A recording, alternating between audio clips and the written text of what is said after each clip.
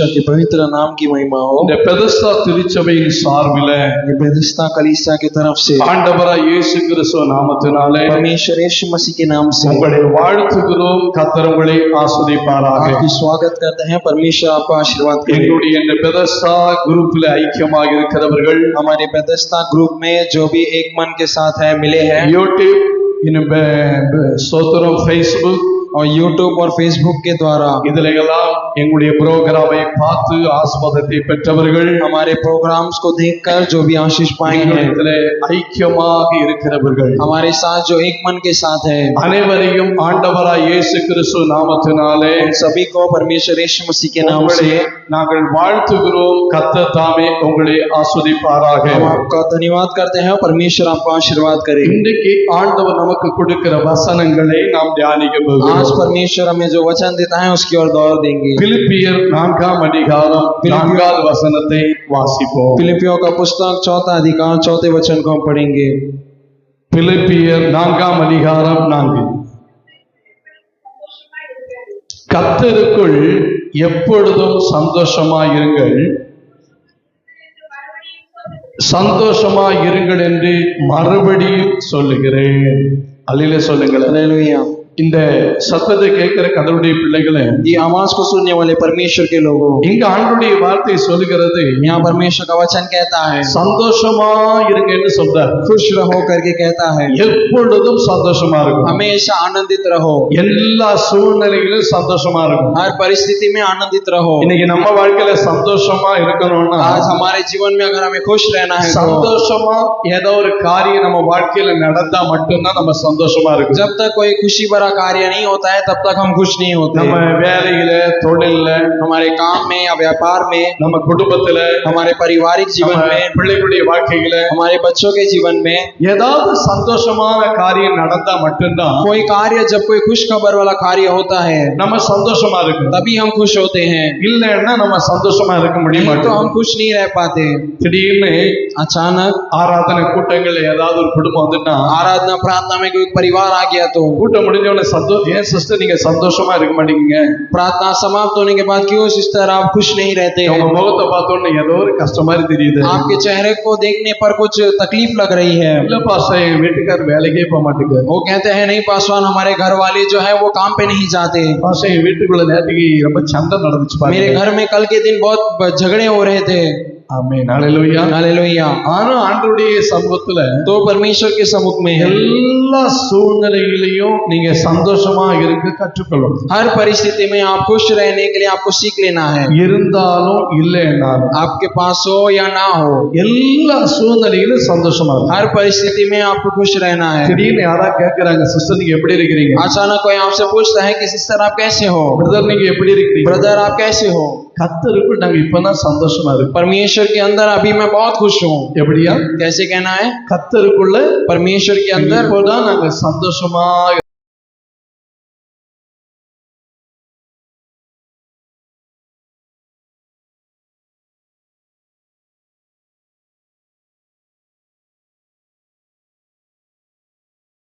Hallelujah. என்ன ஆண்டவருடைய சமூகத்துல तो परमेश्वर के सम्मुख में இங்க ஆண்டவருடைய வார்த்தைகள் இங்கு அழகாக சொல்லப்பட்டிருக்கு. परमेश्वर का वचन यहाँ खूबसूरती से कहता है। பாத்தீங்களா, நம்ம சொன்ன உடனே இப்ப எல்லாரும் சொல்ல ஆரம்பிச்சுட்டாங்க. சொல்ல முன்ன சொல்றாங்களா? ஆமென், ஹல்லேலூயா, हालेलुया। என்ன ஆண்டவருடைய சமூகத்துல तो परमेश्वर के सम्मुख में ஆண்டவருடைய வார்த்தை சொல்லுகிறது சந்தோஷமா இருங்க. यहाँ परमेश्वर का वचन कहता है खुश रहो। விசுவாச பாருங்க, பிரசவம் பண்ண விட மாட்டேங்க. शैतान देखो कोई परेशान के बीच में कुछ ना कुछ कार्य करता है। ஹல்லேலூயா, हालेलुया। என்ன ஆண்டவருடைய சமூகத்துல तो परमेश्वर के सम्मुख में சந்தோஷமா இருங்கன்னு சொல்றாரு. खुश रहो करके वो कहता है। கொஞ்சம் சம்பளமோ பெரிய சம்பளம், आपकी कमाई थोड़ी हो या ज्यादा हो, இருக்கிறதோ இல்லையோ, आपके पास हो या ना हो, சந்தோஷமா இருக்கு. आप खुश रहो। கவலைப்படுகிறதுனால आप जितना चिंता करोगे நம்ம ஒண்ணும் சம்பாதிக்க போறது, हम कुछ कमा नहीं पाएंगे। இன்னைக்கு நிறையவருடைய சரத்துல வியாதி ஏன்னு கேட்டா, आज अनेक लोगों के जीवन में बीमारियां क्यों पूछे तो கவலைகள்னால தான் நிறைய வியாதி। वो कहते हैं मन की चिंता की वजह से है। திடீர்னு ஆஸ்பத்திரியில நைட் நேரத்துல தூக்கிட்டு போனாலும் அவன் கேட்கறான், अचानक अस्पताल में रात को लेके जाते तो वो पूछता है ரொம்ப டென்ஷன் ஆயிட்டோம்னு கேட்கறான்। आप बहुत ज्यादा टेंशन हो गए क्या, वो पूछता है। சுகர் பேஷண்ட் ஆஸ்பத்திரி போனாலும் முதல்ல அவன் கேட்கறான், शुगर पेशेंट पेशेंट हो, अगर उन्हें अस्पताल लेके जाएं तो भी वो कहते हैं, ரொம்ப டென்ஷன் ஆயிட்டோம்னு கேக்குறாங்க. वो पहले पूछते हैं कि आप बहुत टेंशन लेते हो क्या? கவலைப்பட்டுட்டோம்னா आप जितना चिंता करोगे நிறைய வியாதிகளை நம்ம சந்திக்க வேண்டியது. अनेक बीमारियों का सामना करोगे, அந்த வியாதிகள் நிறைய ஆபத்துகளை நம்ம சந்திக்க और வேண்டியது. वो बीमारियों के द्वारा अनेक तकलीफें हमें होंगी। ஆனால் தான் இங்க வேதம் சொல்லுகிற சந்தோஷமா இருங்க. इसीलिए यहाँ वचन भी कहता है कि तुम खुश रहो। இன்னைக்கு நிறையவருடைய வாழ்க்கையில பாருங்க, आज अनेक लोगों के जीवन में देखिए, எவ்வளவுதான் சந்தோஷமா இருந்தாலும் वो कितना भी खुश रहे, சிலருடைய இருதயத்துல சில காயங்கள் இருக்கும். उनके दिल में जो है कुछ जख्म होता है। ஆமே, பழைய ஒரு ஜோக்கான ஒரு கதையை சொன்னாங்க. आप पिछले एक बहुत पुराना एक जोक वाला एक कहानी उन्होंने बताया ஒரு था। டாக்டர்கிட்ட போய் ஒரு பேஷண்ட் போய் உட்கார்ந்து இருக்கிறார். एक डॉक्टर के पास एक पेशेंट जाकर बैठा है। டாக்டர்கிட்ட பேஷண்ட் தான் உட்காருவாங்க. डॉक्टर के पास तो पेशेंट ही बैठेगा ना। ஆமே, நிறைய நோயாளிகள் போன மாதிரி ஒரு மனுஷன் போய் உட்கார்ந்து இருக்கிறார். एक बहुत बीमारी वाले व्यक्तियों की तरह एक आदमी भी जाकर बैठा है। டாக்டர் கேட்டாரா, डॉक्टर ने पूछा, என்னப்பா வந்திருக்க, என்ன நோய் சொல்லு. तो उन्होंने पूछा कि क्या हुआ आपको, किस वजह से आप आए हो? அப்போது சொன்னாரா, तो उसने कहा, என் வாழ்க்கையில मेरे जीवन में எந்த சந்தோஷமும் இல்ல. कोई भी खुशी, मुझे खुशी नहीं हो எனக்கு रही है। நைட்டில் படுத்த தூக்கம் வர மாட்டேங்குது. मैं रात को सोऊं तो मुझे नींद नहीं आता है। எனக்கு மன நிம்மதி எல்லாம் போயிட்டு, मेरा पूरा मन का सब ये हो रहा இருக்கிற है, சந்தோஷம் எல்லாம் என்னை விட்டு போயிட்டு. सारी खुशियां मुझसे दूर हो गई है। அதனால इसलिए உங்கள்கிட்ட சொல்லி ஏதாவது மருந்துகள் வாங்கலாம்னு வந்திருக்கு. आपके पास कह के कुछ दवाई लेने आया हूँ। அப்போது அந்த டாக்டர் சொன்னாரா, तो वो डॉक्टर ने कहा, பக்கத்து கிராமத்துல बाजू के गांव में அமே ஒரு வேடிக்கையாளர் வந்திருக்கிறாங்க. वहां पर एक जो है एक सर्कस चालू है। அந்த சர்க்கஸ்ல वो सर्कस में ஒரு வேடிக்கை காட்டுகிற ஒரு மனுஷன் இருக்கிறான். वहां पे आपको हंसाने वाला एक वहां पर एक जोकर है। அவனுடைய வேடிக்கையை பார்க்கும்படியாக उसकी हंसी मजाक को देखते हैं, देखने के அநேக लिए ஜனங்கள் டிக்கெட்டுகளை பணம் கொடுத்து டிக்கெட் எடுத்து போய் உட்கார்ந்து இருக்கிறாங்க. पैसे खर्च करके टिकट लेके वहां जाके बैठे हैं। அல்லேலூயா. हालेलुया। அந்த இடத்துல போற நிறைய பேர்கள் उस जगह पे जो भी जाते हैं சந்தோஷமா வெளியே வராங்க. वो बहुत हंसते हुए बाहर आते हैं। நீ என்ன செய், तू भी क्या कर, அந்த இடத்துல போயிட்டு வாயா. तू वहां जाकर आ एक बार। அல்லாம உனக்கு கொடுக்கக்கூடிய மருந்து மாத்திரை என்கிட்ட இல்ல. नहीं तो तेरे पास देखो देने जैसा दवाइयां मेरे पास नहीं है। அப்போது அந்த மனுஷன் சொன்னாரா, तभी वो व्यक्ति ने कहा, ஆயிரக்கணக்கான ஜனங்களை நான் சிரிக்க வைக்கிறேன், हजारों लोगों को हंसाने वाला, என்னுடைய வேடிக்கை காட்டி சிரிக்க வைக்கிறேன், और जो मैं मजाक करता हूँ उससे हंसने वाले, சந்தோஷப்படுத்துகிறேன். वो मैं लोगों को हंसाता हूँ, खुश करता हूँ। வேடிக்கையாளர் வேற யாரும் இல்ல. वो मजाक करने वाला और कोई नहीं இந்த है। வேடிக்கையாளர் நான் தான் டாக்டர் वो சொன்னேன். हंसी मजाक करने वाला मैं ही हूँ करके। இந்த வார்த்தைகளை கேட்கிற கடவுளுடைய பிள்ளைகள், ये वचन को सुनने वाले परमेश्वर के लोग, இன்றைக்கு அநேக பேருடைய வாழ்க்கையில் அப்படிதான் இருக்கு. आज अनेक लोगों का जीवन ऐसा ही है। அனைவரும் சிரிப்பாங்க, अनेक लोग हंसते हैं, கலகலப்பா பேசுவாங்க, वो बहुत चिढ़ाते हैं, ரொம்ப ஜாலியா இருப்பாங்க, बहुत हंसी मजाक से रहते हैं, நிறைய பேர் பார்ப்பாங்க கேட்பாங்க, बहुत लोग सुनते हैं और देखते भी हैं। அந்த சிஸ்டர் ரொம்ப ஜாலியா இருக்கிறாங்க, ये सिस्टर देखो कितने खुश हैं, அந்த பிரதர் ரொம்ப ஹாப்பியா ये இருக்கிறாங்க. ब्रदर देखो कितने खुश हैं। ஆனா சிலவுடைய இருதயம், लेकिन कुछ लोगों का जो दिल சிலவுடைய है, பாரங்கள் कुछ लोगों की जो दिल के बोझ हैं, கர்த்தர் ஒருவருக்கு மட்டும்தான் தெரியும். वो सिर्फ परमेश्वर इकलौता जानता है। வெளி காயத்தை சீக்கிரமா கட்டிடலாம், बाहर के जख्मों को हम जल्दी से ठीक कर सकते हैं, காயத்தை சீக்கிரமா கட்ட முடியும். लेकिन अंदर के जख्मों को नहीं भर सकते।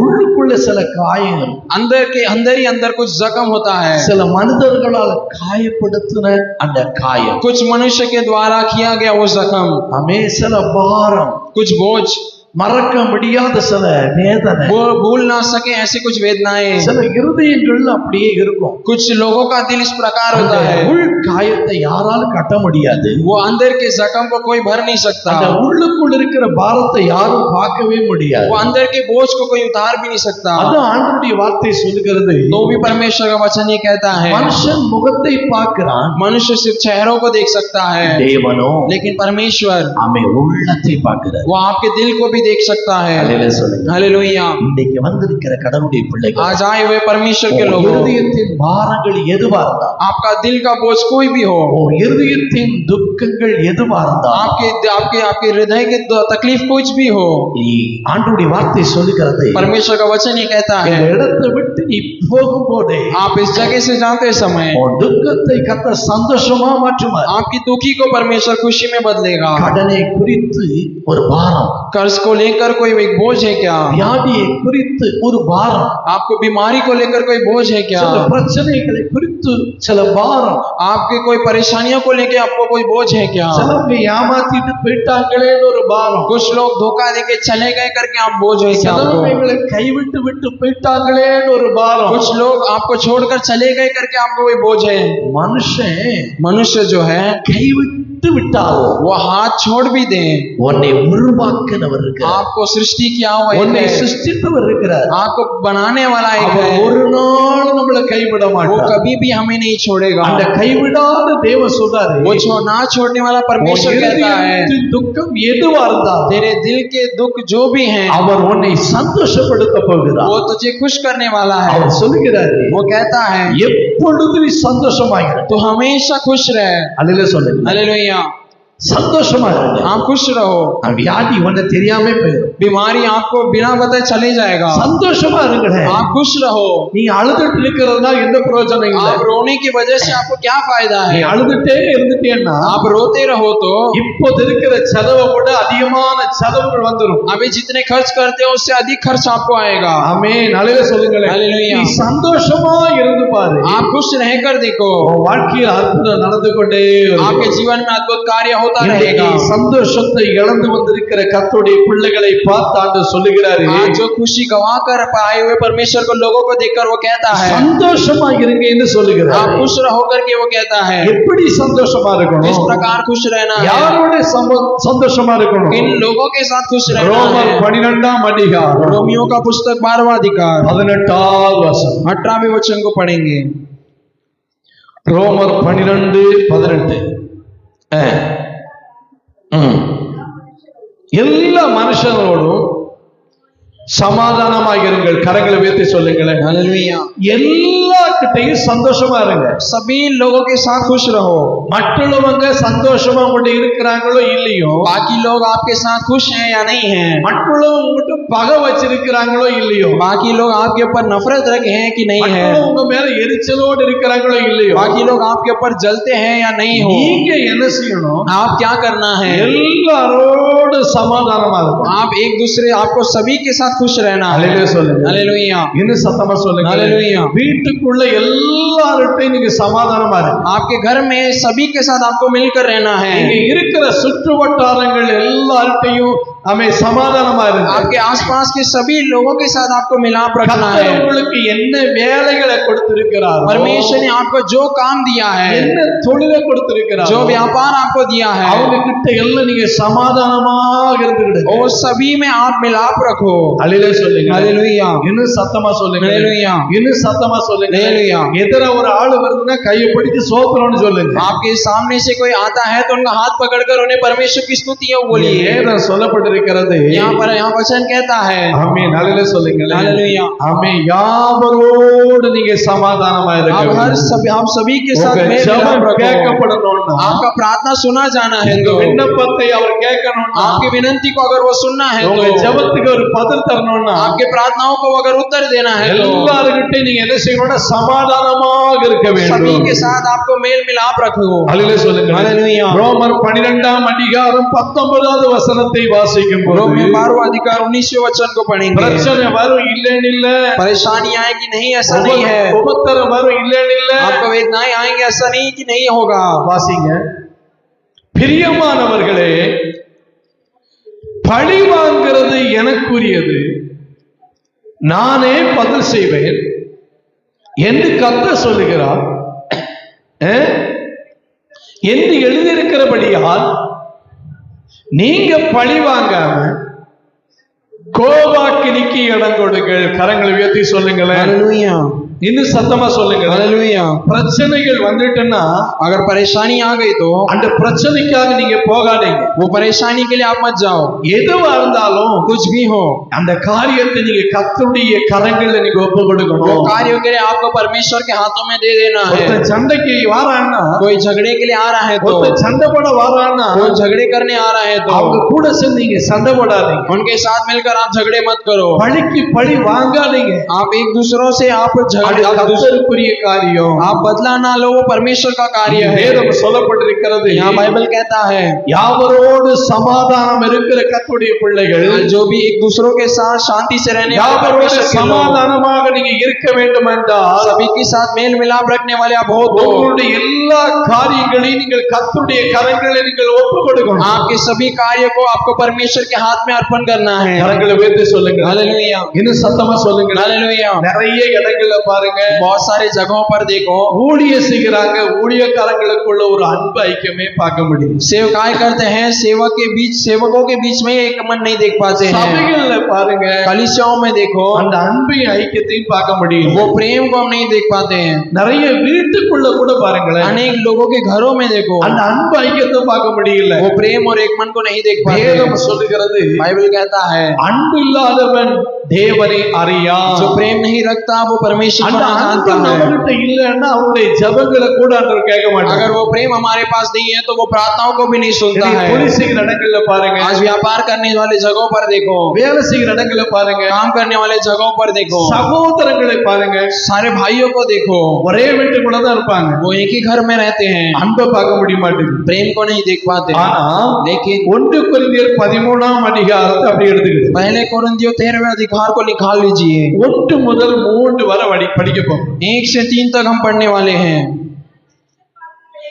ஆமென். இங்க அன்பை குறித்து நம்ம தியானிக்கும் போது 1 கொரிந்தியர் 13ஆம் அதிகாரம் 1லிருந்து 3 வசனங்களை வாசிக்கும் போது இங்க ஆண்டவருடைய வார்த்தை சொல்லுகிறது. வாசிப்போம்.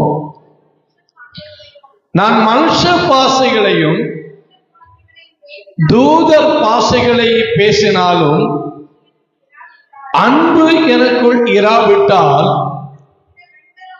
சத்தமிடுகிற வெண்கலம் போலவும் ஓசையிடுகிற கைத்தாளம் போலவும் இருக்கும்.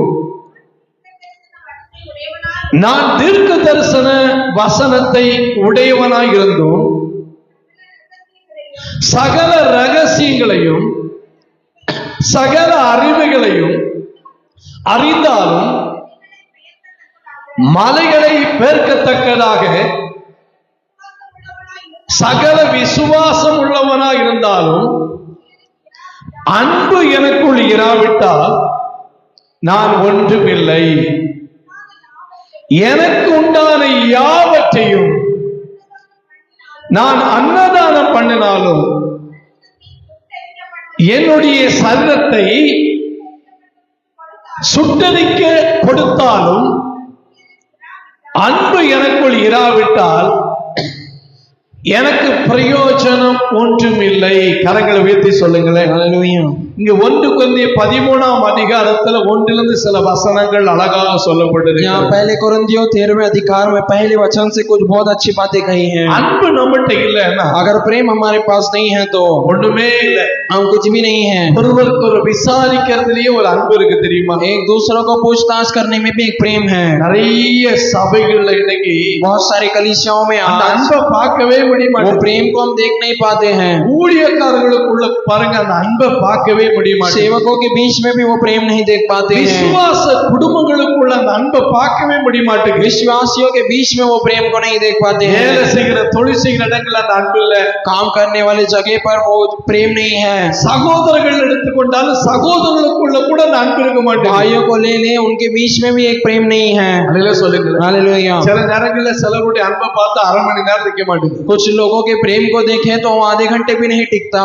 நம்ம காலையில இருந்து சாயங்காலம் வரையில அன்பா இருப்பாங்க, சாயங்காலம் 5 மணிக்கு மேல சண்டை ஆரம்பிச்சிடும். सुबह से शाम तक वो प्रेम से रहते हैं, 5 बजे के बाद वो झगड़ा करने लगते हैं। 30 நாள் இருக்குன்னா 15 நாள் அன்பா இருப்போம், 15 நாள் வம்பா இருப்போம். महीने में 30 दिन है तो 15 दिन प्रेम से रहते हैं, 15 दिन झगड़ाते रहते हैं। அல்லேலூயா சொல்லுங்க. हालेलुया बोलिए। ஆண்டவரை தேடுகிறோம்னா, परमेश्वर को ढूंढते हैं तो, ஜெபிக்கிறோம்னா, हम प्रार्थना करते हैं तो, உபவாச ஜெபங்களை கர்த்தர் அங்கீகரிக்கப்படணும்னா, उपवास का प्रार्थना कर ग्रहण करना चाहना है तो சொல்லப்பட்டிருக்கிறது. तो ये बाइबल कहता है நம்முடைய பகைகள் எல்லாம் விட்டுறணும். हमारे सारे दुश्मनी को हमें खत्म करना கோபங்கள், है। எரிச்சல் எல்லாம் விட்டுறணும். हमारे गुस्से जलन को सबको निकाल देना है। தேவன் எதையெல்லாம் வெறுக்க சொல்லுகிறார், परमेश्वर जो कुछ नफरत करने को कहते हैं அதையெல்லாம் வெறுத்து ஆண்டவரை ஆராதிக்கிற ஆராதனையில தான் ஆண்டவர் பிரியமா இருக்கிறார். वो सभी चीजों को छोड़कर परमेश्वर की आराधना करने में वो प्रिय है। ஞாயிற்றுக்கிழமை ஆராதனை பாருங்க, रविवार के दिन की आराधनाओं में देखिए, हमें 1 மணி நேரம் 1.5 மணி நேரம் சில நேரங்கள்ல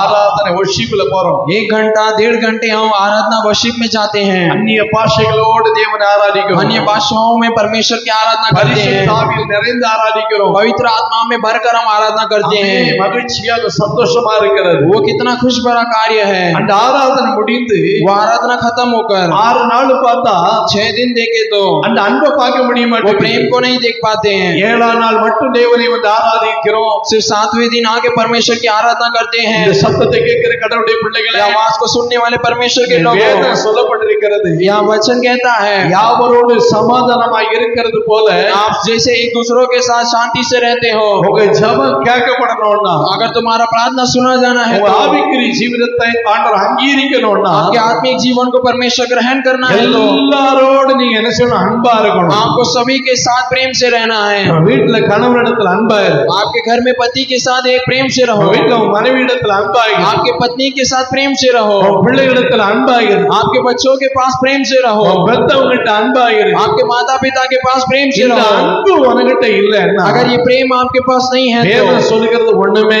இல்ல. वचन कहता है आप तुम्हारे पास कुछ नहीं ஒண்ணுமே है, இல்ல. कुछ नहीं है। நம்ம அந்நிய பாஷைகளை பேசினாலும், अन्य भाषा में बात करें तो, தீர்க்க தரிசனம் பேசினாலும், आप भविष्य वक्ता हम भविष्य भी बोले तो, என்னதான் அன்னதானம் பண்ணாலும், हम कितने अन्नदान करें, நம்மகிட்ட இந்த அன்பு இல்லைன்னா अगर हमारे पास ये प्रेम नहीं है तो ஒன்றும் இல்லை என்று வேதம் सभी சொல்லப்பட்டிருக்கிறது. चीजें व्यर्थ है करके कहा गया இந்த है। சத்தத்தை கேட்கிற கர்த்தருடைய பிள்ளைகளே, ये आवाज को सुनने वाले परमेश्वर के இந்த लोग, அன்பு ये जो प्रेम है நமக்குள் நிலைச்சு நிக்கணும்னா, हमारे साथ अगर स्थिर रहना அந்த है तो தெய்வீக அன்பு நமக்குள்ளாக முதலாவது வர வேண்டும். पहला वो परमेश्वर का प्रेम हमारे अंदर होना இந்த चाहिए। அன்பு ये प्रेम நமக்குள்ள நிலைச்சு நிக்கணும்னா, हमारे अंदर स्थिर रहना है तो முதலாவது தெய்வீக அன்பு நமக்குள்ள வரணும். सबसे पहला परमेश्वर का प्रेम हमारे अंदर आना चाहिए। ரோமர் रोमियो का पुस्तक 5ஆம் அதிகாரம் 5वें अधिकार में 5வது வசனத்தை வாசி. 5वें वचन को पढ़ेंगे।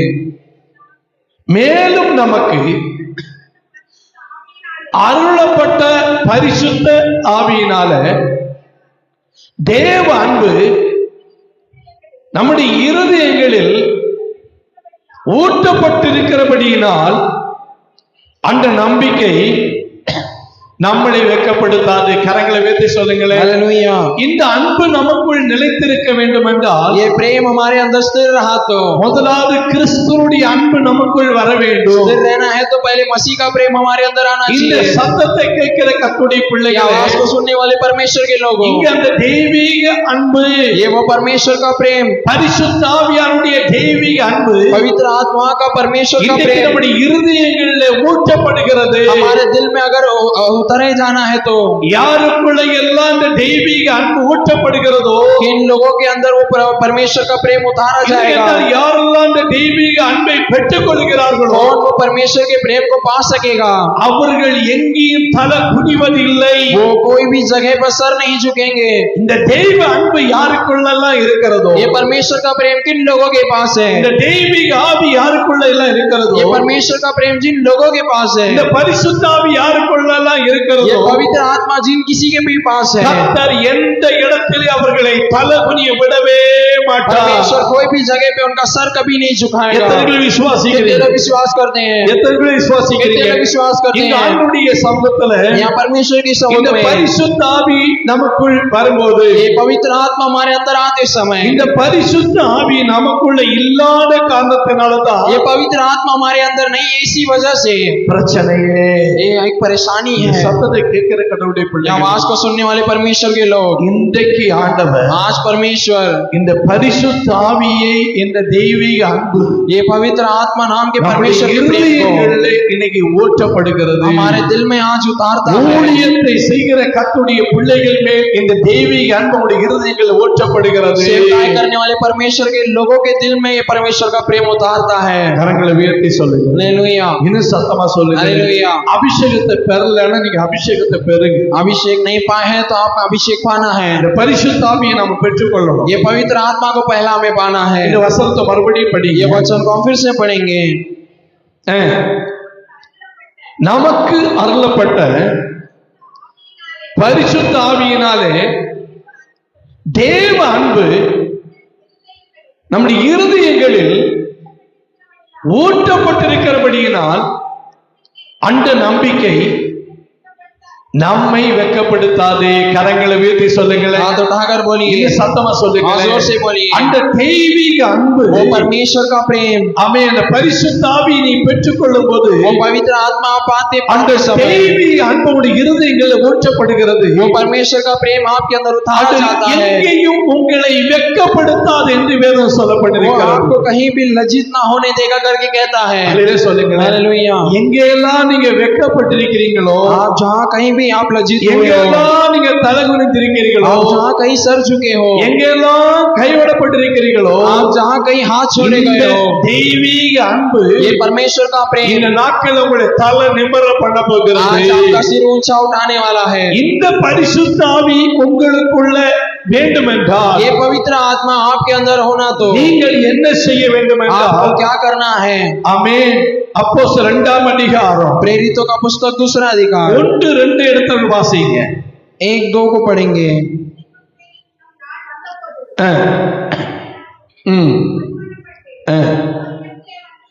ஆமென். என்ன சொல்லப்பட்டிருக்கிறது என்றால், यहाँ पे क्या कहा गया है? இந்த பரிசுத்த ஆவி என்ற அபிஷேகம் உங்களுக்குள் வேண்டுமென்றால், ये पवित्र आत्मा नाम का अभिषेक अगर आपको चाहिए तो இங்கே வேதம் சொல்லப்பட்டிருக்கிறது, यहाँ वचन कहता है ஆமென், ஒரு மனம் வேண்டும். आपको एक मन होना होगा। ஒருவன் இருக்கிற இடத்துல ஒரு மனம் வேண்டும். जिस जगह पर एक मन होगा, நீ ஆராதிக்கிற இடத்துல ஒரு மனம் வேண்டும். आप जहाँ आराधना करते हो वहाँ पे एक मन होना चाहिए। வேதம் சொல்லுகிறது, இருவர் ஒருமனப்பட்டால் वचन कहता है 2 जन अगर एक அந்த हो गए இடத்துல तो அற்புதம் நடக்கும். उस जगह पे अद्भुत कार्य होगा। உபவாச கூட்டமா இருக்கட்டும், उपवास का प्रार्थना हो, பரிசுத்த ஆராதனையா இருக்கட்டும், पवित्र आराधना हो, நீ இருக்கிற இடங்கள்ல, आप जिस जगह पर हो, நீ ஆராதிக்கிற இடங்கள்ல, आप आराधना करने वाले நீ जगह ஜெபிக்கிற पर, இடங்கள்ல, आप प्रार्थना करने वाली நீ जगह ஊழியம் पर, செய்கிற இடங்கள்ல, आप सेवकाई करने वाले जगह पर, வேதம் சொல்லுகிறது ஒரு மனம் இருக்க வேண்டும். वचन कहता है आपको एक मन होना எந்த चाहिए। இடத்துல ஒரு மனம் உண்டோ जिस जगह पर एक मन होगा, அந்த இடத்துல ஆவியானவர் இருக்கிறார். उस जगह पे परमेश्वर रहेगा। ஒரு மனதோடு ஜெபிக்கிற இடத்துல ஆவியானவர் இருக்கிறார். जिस जगह पे एक मन होगा वहाँ पवित्र आत्मा रहेगा। ஒரு மனதோடு கேட்கிற இடத்துல அவர் இருக்கிறார். जहाँ पे एक मन होगा वो परमेश्वर वहाँ सुनता है, அவர் ஜெபத்தை கேட்கிறவர். वो प्रार्थनाओं को सुनने वाला है। ஆமென். அப்போஸ்தலர் 2ஆம் அதிகாரம் 2வது வசனத்தை வாசித்து பாருங்க. दूसरा अधिकार 2 वचन को पढ़ेंगे। அப்பொழுது பலத்த காற்றடிக்கிற முழக்கம் போல வானத்தில் இருந்து சடுதியாக ஒரு முழக்கம் உண்டாகி உட்கார்ந்திருந்த வீடு முழுவதும் நிரப்பிட்டு, கரங்களை சொல்லுங்களேன். हालेलुया। ஒரு மனதோடு அந்த இடத்துல ஜெபித்தபடினால एक मन के साथ वहाँ पे प्रार्थना करें इस वजह அவங்க से। இருக்கிற இடம் முழுதுமாக நிரப்பப்பட்டது என்று वो जिस जगह சொல்லப்படுகிறது. पे बैठे थे वहाँ पूरा भर गया।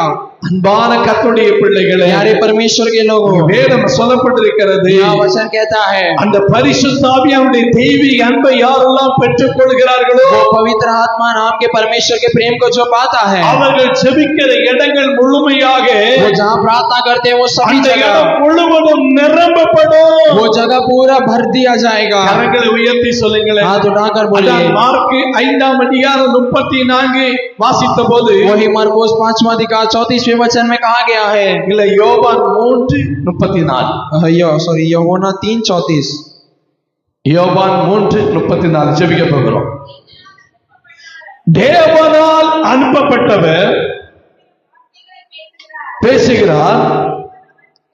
தேவன் அவருக்கு தமது ஆவியை அளவில்லாமல் கொடுத்திருக்கிறார். கரங்களை வைத்து சொல்லுங்களேன். हालेलुया। இன்றைக்கு ஆராதனையில வந்திருக்கிற கர்த்தருடைய आज பிள்ளைகளுக்கு आराधना में आए हुए आप परमेश्वर के அளவில்லாமல் அவருடைய ஆவியை ஊற்ற போகிறார். आपको नाप नाप कर नहीं पर पूरा परमेश्वर आत्मा देने वाला வசனம் है। சொன்ன பிள்ளைகள் மேல அளவில்லாமல் அவருடைய ஆவியை ஊற்றுகிறார். वचन बोलने वाले सभी बच्चों को अनगिनत वो देने आशीर्वाद देने சண்டே वाला கிளாஸ் है। பிள்ளைகள், அவருடைய டீச்சர்ஸ்கள் எல்லாரும் மேல, கோயில் வேலை செய்கிறவங்க, செபிக்கிறவங்க, ஊழியம் செய்கிறவங்க, விசுவாசிகள் அனைவர்கள் மேல, संडे क्लास के बच्चों को जो नहीं सिखाते हैं, कलीसिया के कार्य करने वाले सभी लोगों के ऊपर தேவனுடைய ஆவியை அளவில்லாமல் ஊற்றுகிறார். परमेश्वर की आत्मा को अनगिनत वो देने वाला கர்த்தர் है। உங்களை நிரப்பிக் கொண்டே இருக்கிறார். परमेश्वर आपको भरते आ रहा है। இந்த சத்தத்தை கேட்கிற கர்த்தருடைய ये பிள்ளைகளே, आवाज को सुनने वाले परमेश्वर के ஆண்டவருடைய लोग, வார்த்தை சொல்லுகிறது, परमेश्वर का वचन நீங்க कहता है சந்தோஷமாக இருங்க என்று आप சொல்லுகிறார். खुश रहो करके